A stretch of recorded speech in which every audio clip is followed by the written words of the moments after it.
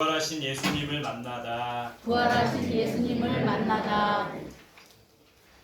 우리가 먼저 부활을 생각하기 전에 십자가를 생각해야 됩니다. 십자가에서 죽으신 예수님. 예수님께서 왜 십자가에서 죽으셨죠? 말씀에 보면 이렇게 돼 있어요. 같이 읽어볼게요. 시작. 그가 찔림은 우리의 허물 때문이요 그가 상함은 우리의 죄악 때문이라. 그가 징계를 받음으로 우리는 평화를 누리고 그가 채찍에 맞음으로 우리는 나음을 받았도다. 예수님이 십자가에서 죽으신 것은, 또 그곳에서 고통받으신 것은 우리의 허물 때문이라고 말하고 있어요. 십자가는 죄인들이 받는 형벌입니다. 그러니까 사형제도예요. 근데 예수님이 죄 없는 예수님이 왜 십자가에서 죽으셨냐면 우리의 허물 때문인 거예요. 또 우리의 죄악 때문이라는 겁니다. 결국에는 예수님께서는 우리 때문에, 나 때문에 십자가에서 죽으신 거예요. 우리에게 평화를 주시고 우리에게 나음을 주시기 위해서 십자가에서 죽으신 겁니다.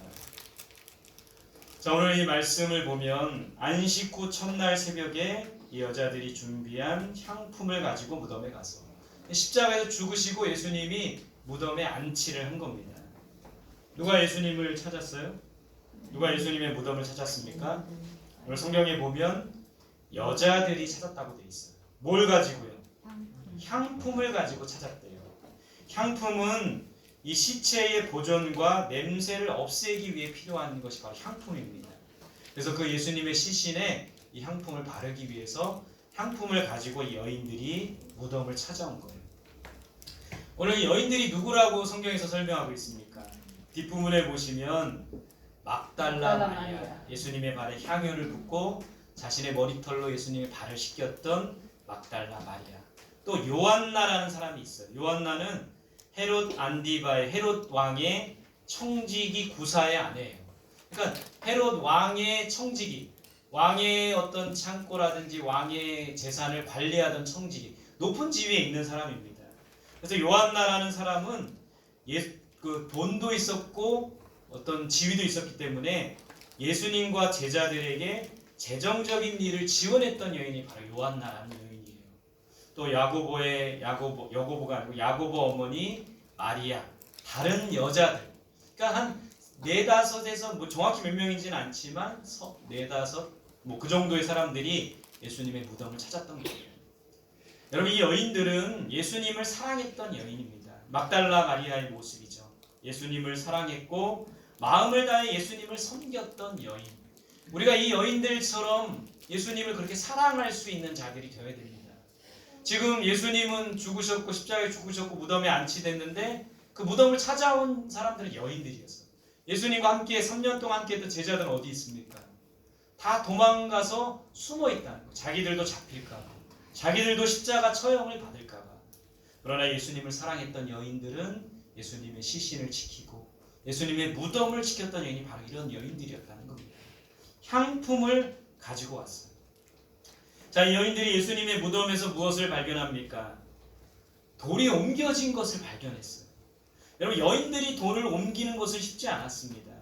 그리고 예수님의 시체가 없어진 것을 보았어요.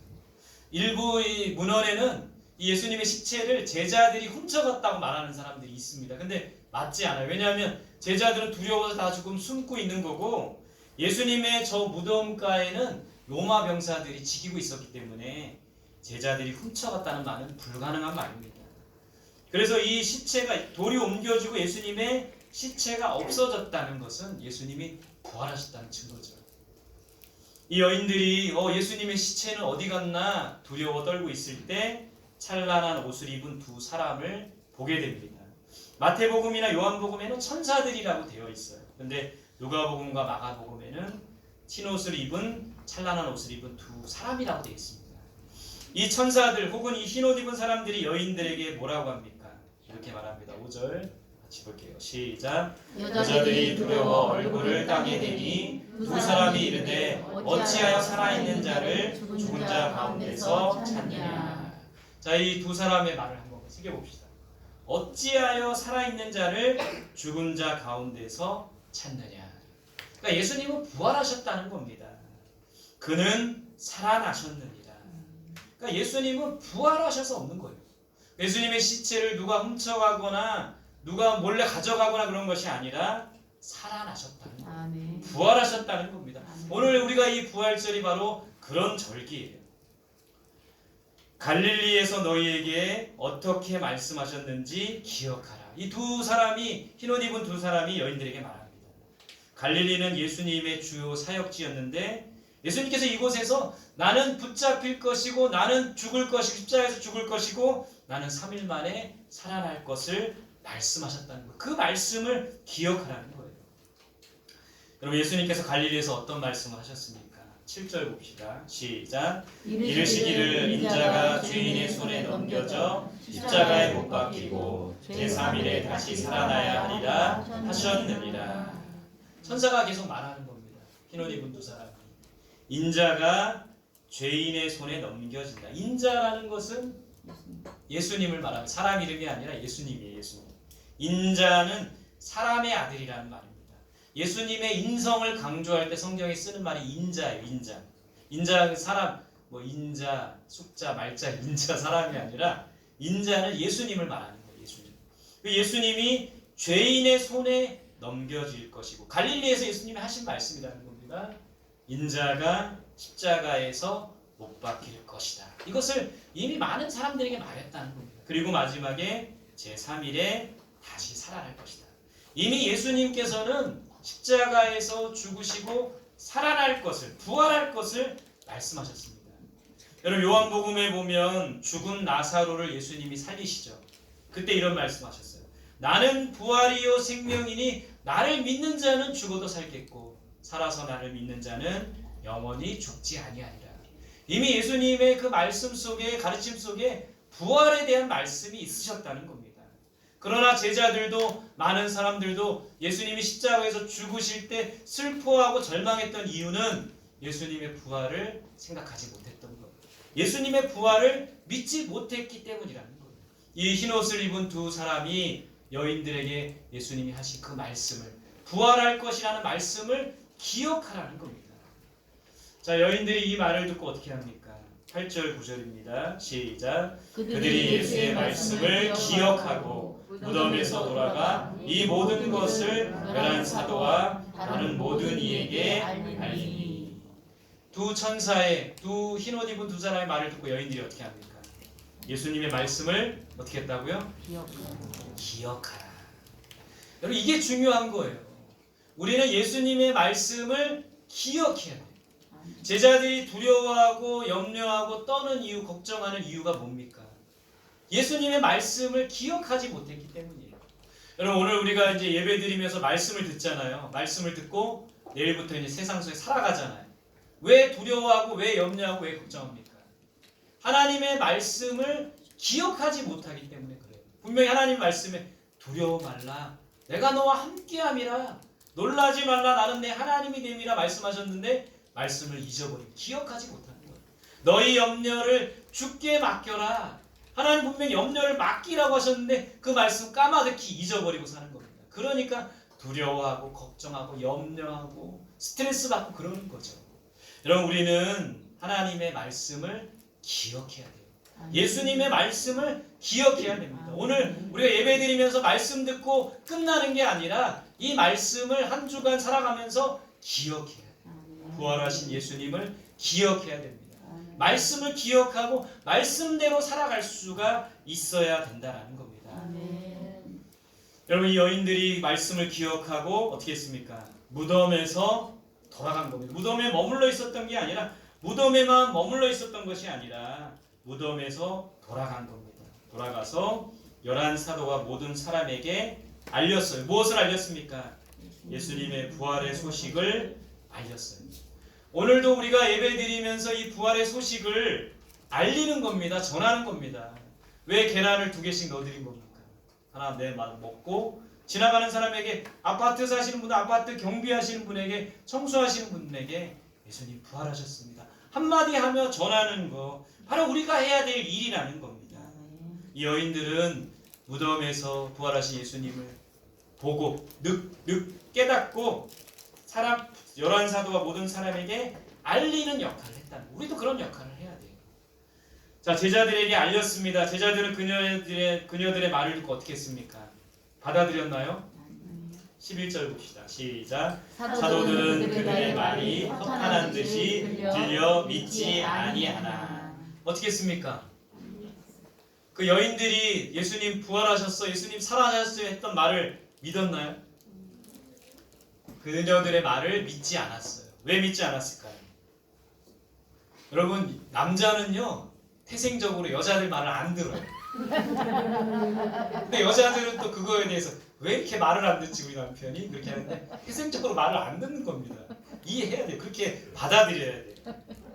그러니까 이 여인들의 말을 이 사도들이 믿지 않은 겁니다. 그 이유는 제가 볼 때도 이 유대 문화도 우리나라 문화 비슷해요. 여인들의 말을 무시할 수 있었어요. 그리고 한 가지 더는 허탄한 듯이, 성경에 보면 허탄한 듯이 돼 있거든요. 다른 성경 번역에 보면 부질없는 이야기라서. 그러니까 이 이야기는 예수님이 살아났다는 것은 불가능한 이야기라 생각했기 때문에, 현실적이지 않은 이야기라 생각했기 때문에 그녀들의 말을 믿지 않은 겁니다. 그리고 사도들은 예수님의 부활을 믿지 않았어요. 예수님의 말씀을 기억하지도 않았다는 겁니다. 부활할 거라 누누이 말씀하셨는데 말씀을 기억하지 못했어요. 또 사도들은, 제자들은 여인들의 말도 믿지 않았습니다. 여인들의 말이나 무시할 수도 있었던 겁니다. 사실 이 제자들이 부활을 믿지 않았던 것은 그들 안에 믿음이 없었던 거예요. 성경에 보면 예수님이 파도가 막 칠 때 배에서 이렇게 주무시고 계셨죠.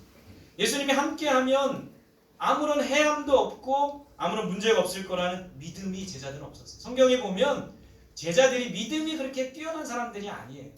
나중에 부활하신 예수님 만나고 사도행전에나 가야지만 그때 믿음이라는 게 생겨서 믿음으로 살아가지, 예수님과 함께하면서도 믿음이라는 거 없었습니다. 그러니까 부활을 믿지 못했던 거예요. 믿음 없는 제자들의 모습이라는 겁니다. 자, 그 제자들 중에 또 한 사람에게 주목해 봅시다. 12절 같이 봅시다. 시작. 베드로는 일어나 무덤에 달려가서 우리로 들여다보니 세마포만 보이는지라 그 된 일을 놀랍게 여기며 집으로 돌아가니라. 여인들의 말을 이 사도들이 믿지 않았지만 그래도 베드로는 뭔가 의구심이 생겼습니다. 그래서 이 베드로가 어떻게 합니까? 무덤으로 달려가 보았어요. 혹시나 예수님이 살아나셨나 달려가 보았습니다. 빈 무덤을 보았어요. 시체가 없는 것을 보게 됩니다. 그 된 일을 놀랍게 여기며 어디로 갔다? 집으로 갔다. 여인들은 어디로 갔습니까? 제자들에게, 사람들에게 알렸죠. 근데 베드로는 어디로 갔어요? 집으로. 여기에 좀 포인트가 있는 겁니다. 그러니까 아직 예수님에 대한 부활에 대해서, 예수님 부활하신 것에 대해서 베드로는 확신이 없었던 거예요. 여러분, 오늘 이 성경을 보면서 여인들과 사도들, 제자들이 차이가 있다는 것을 우리가 보게 되는 거예요. 여인들의 모습과 부활하신 예수님에 대해서 여인들의 모습과 제자들이 다르다, 이걸 보는 겁니다. 자, 여인들은 어떻게 했습니까? 예수님의 말씀을 기억했죠. 근데 제자들은요, 우리는 어떤 사람이 돼야 될까요? 기억하는 사람이 돼야 돼요. 말씀을 기억하는 자가 이 세상에서 승리할 수가 있는 겁니다. 잘 살 수가 있는 거예요. 말씀을 기억해야 돼요. 또 보세요. 여인들은 부활을 어떻게 했습니까? 믿었지만 제자들은요, 믿지 못했어요. 나중에 이제 믿는 모습이 나오지만 믿지 못했어요. 또 보세요. 여인들은 어떻게 했습니까? 부활을 전했죠. 근데 제자들은요, 전하지 않았어요. 베드로가 그 보고 어떻게 합니까? 무덤이 빈 걸 보고 시체가 없어진 걸 보고 어디로 갔대요? 집으로 갔대요. 집에 가서 전했는지는 모르겠지만 제가 볼 때 아직 이 베드로는 부활에 대한 확신이 없었던 겁니다.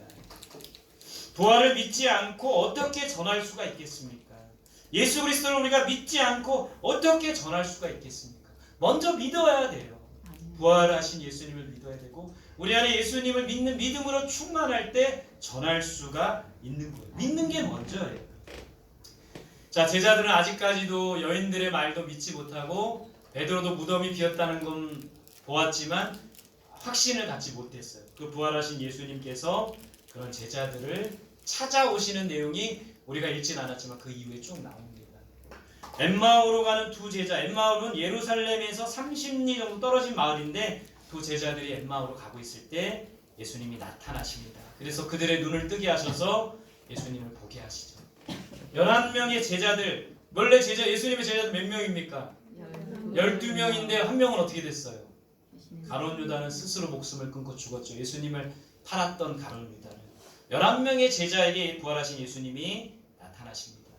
38절 39절 같이 볼게요. 시작. 예수께서 이르시되 어찌하여 두려워하며 어찌하여 마음에 의심이 일어나느냐. 내 손과 발을 보고 나인 줄 알라. 또 나를 만져보라. 영은 살과 뼈가 없으되 너희 보는 바와 같이 나는 있느니라.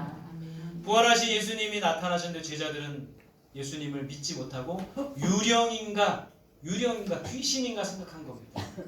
그런 제자들에게 예수님은 어찌하여 두려워하느냐, 어찌하여 의심하느냐, 내 손과 발을 보고 나인 줄 알라. 예수님의 손은 못으로 구멍이 뚫려 있었죠. 발도 마찬가지죠. 옆구리는 창에 찔렸죠. 그 예수님의 손과 발을 보여준 겁니다. 그 예수님이 살아난 것을 보여준 거예요. 이 제자들은 부활하신 예수님을 만나고 나서 그 손과 발을 확인하고 나서 비로소 부활을 믿고 부활을 전하게 되었다는 겁니다. 오늘 우리가 부활하신 예수 그리스도를 만나야 돼요. 오늘 부활절날, 여러분 부활절날은 계란 먹는 날이 아닙니다.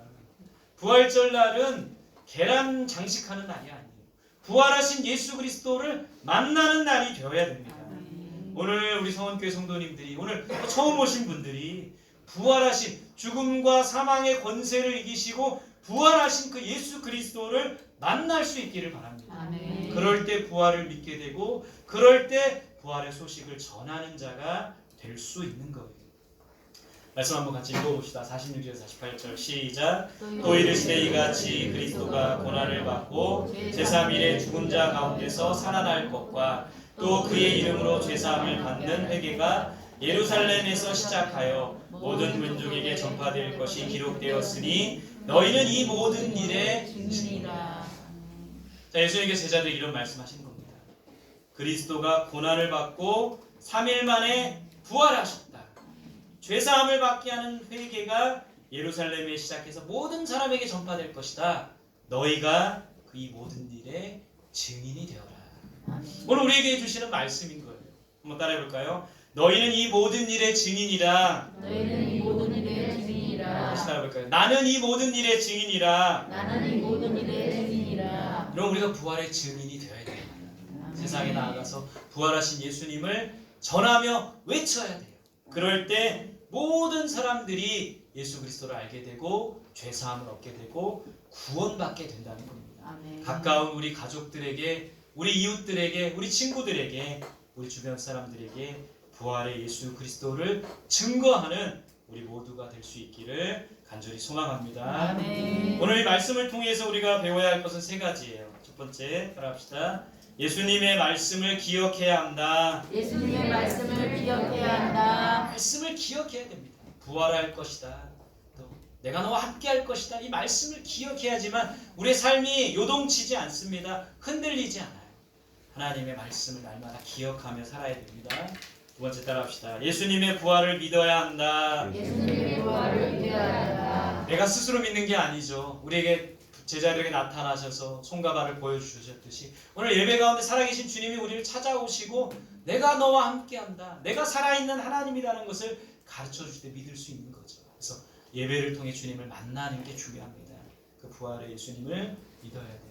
아멘. 세 번째 따라합시다. 예수님의 부활을 전해야 한다. 예수님의 부활을 전해야 한다. 세상 속에서 계란 하나 주면서 한마디만 하면 돼요. 한마디 한번 따라해볼까요? 예수님 부활하셨습니다. 예수님 부활하셨습니다. 예수님 부활하셨습니다. 예수님 부활하셨습니다. 그 한마디 전하며 계란을 나눌 수 있는 우리 모든 성도들이 되시기를 간절히 소망합니다. 여러분 이런 말이 있습니다. 십자가 없이는 부활이 없다. 그래서 우리가 고난주간에 이 예수님의 십자가를 깊이 사순절 기간에 40일 동안 예수님의 십자가를 깊이 묵상하는 이유는 십자가를 깊이 묵상하고 십자가를 경험해야 부활의 영광을 경험하는 겁니다. 영어로 no cross, no crown.